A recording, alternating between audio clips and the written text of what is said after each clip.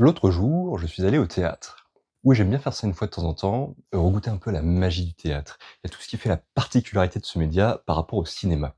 Le contact direct avec les personnages, les subtilités du jeu d'acteur, les interactions avec le public, l'ambiance unique qui se dégage d'une salle. Bref, vous connaissez, et si vous ne connaissez pas, il n'est jamais trop tard pour aller faire un tour. Allez-y, vous verrez, c'est très chouette. J'étais allé voir Le Chant des Lions, qui est joué en ce moment au théâtre Tristan Bernard à Paris.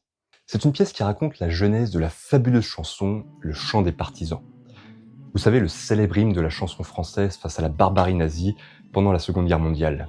Écrit sur ordre de Gaulle lui-même, aux paroles imaginées par nul autre en personne que Joseph Kessel et Maurice Druon, et chanté par l'émouvante Germaine Sablon. Le chant sifflé deviendra le thème musical de l'émission Honneur et Patrie de la BBC pendant toute la guerre. Et dès les premières paroles de la chanson, on ne peut s'empêcher de ressentir des frissons.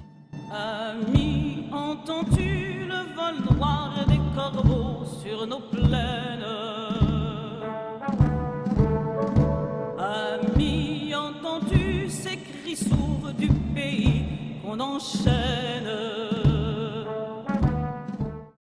Bon, moi vous me dites, Seconde Guerre mondiale, résistance française, Joseph Kessel, je vous suis direct. Je suis un homme simple, j'ai des goûts simples. Je vous le dis tout de suite, j'ai passé un très bon moment. La pièce est drôle, vivante, chaleureuse. Il y a de la musique, de l'humour, des moments comiques, des moments tragiques. On rit, on pleure, on chante, on s'attendrit, on s'émeut, on s'indigne, on s'enthousiasme. Bref, tout ce pourquoi on va au théâtre. En ce qui concerne les acteurs, ils sont excellents. L'actrice qui joue Germaine Sablon, Marina Pangos, éclabousse littéralement la scène de sa beauté et de son talent. Elle vole la vedette à tous les autres acteurs. Elle sait chanter, elle sait danser, elle sait tout faire. Un autre acteur que j'adore, c'est Thierry Pietra. Lui aussi, il a une présence incroyable. Dès qu'il apparaît sur scène, il se passe quelque chose. Et de manière générale, tous les acteurs de la pièce sont bons. Ils ont du talent, ils ont du chien. Ils ne récitent pas leur texte, mais ils le vivent. En revanche, il y a un point que je n'ai pas aimé. En général, il y a quelque chose que personne n'aime, c'est que l'on touche au héros de son enfance. Alors je sais, c'est un peu une tendance de l'époque de vouloir détruire ces héros, et que certains en ont fait leur spécialité.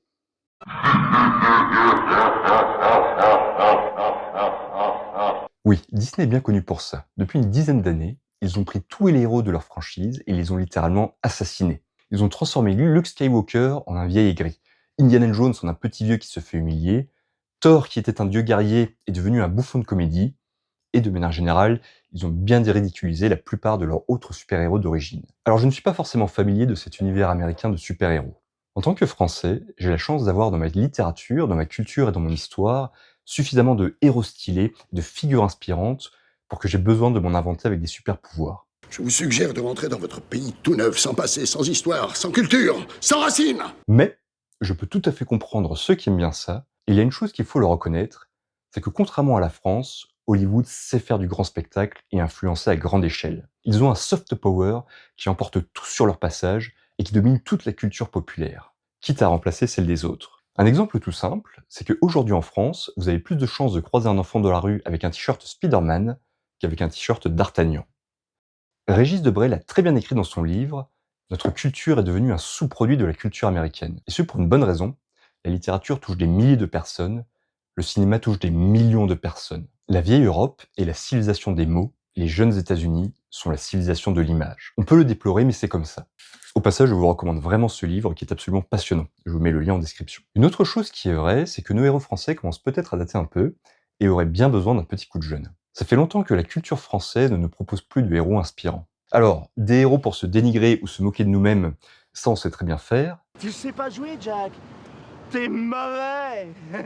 Mais pour faire rêver les petits garçons et les petites filles, ça c'est plus compliqué. Et là, je vois une pièce sur Joseph Kessel, je me dis, colova boule de feu en avant, Joseph Kessel c'est un monstre sacré de la littérature et de l'histoire de France.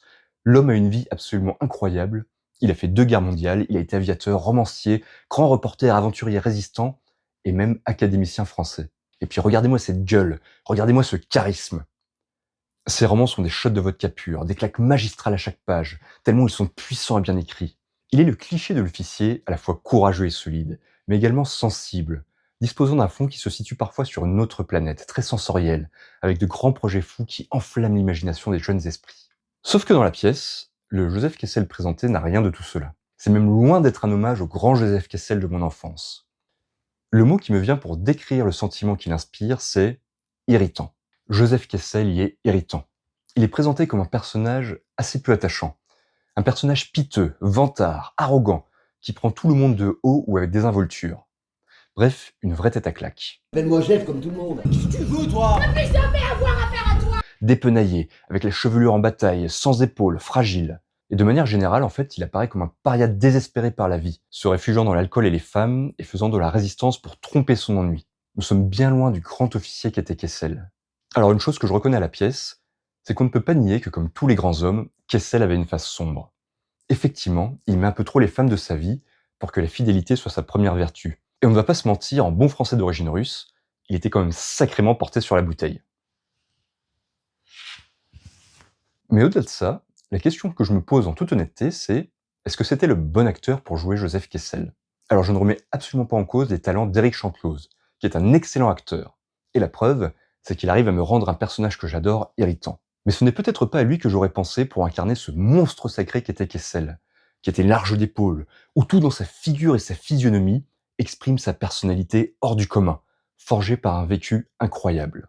À la limite même, je pense que Thierry Pietra avait déjà le physique de l'emploi, des épaules larges et une gueule à l'ancienne. Au passage, il est prévu que je fasse un entretien avec les auteurs de la pièce, comme cela ils pourront m'expliquer leur point de vue, et si ça se trouve, eh bien ils me feront changer d'avis, ou en tout cas ils me feront au moins comprendre le leur. Alors au final, tout cela n'est que mon humble avis à moi, et vous êtes tout à fait libre de ne pas être d'accord avec moi. Si c'est le cas, n'hésitez pas à exprimer votre opinion en commentaire. Les goûts culturels, c'est complètement subjectif.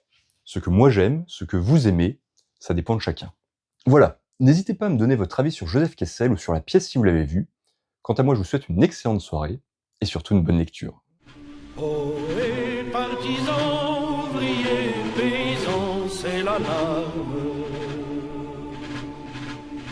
Ce soir, l'ennemi connaîtra le prix du sang et des larmes.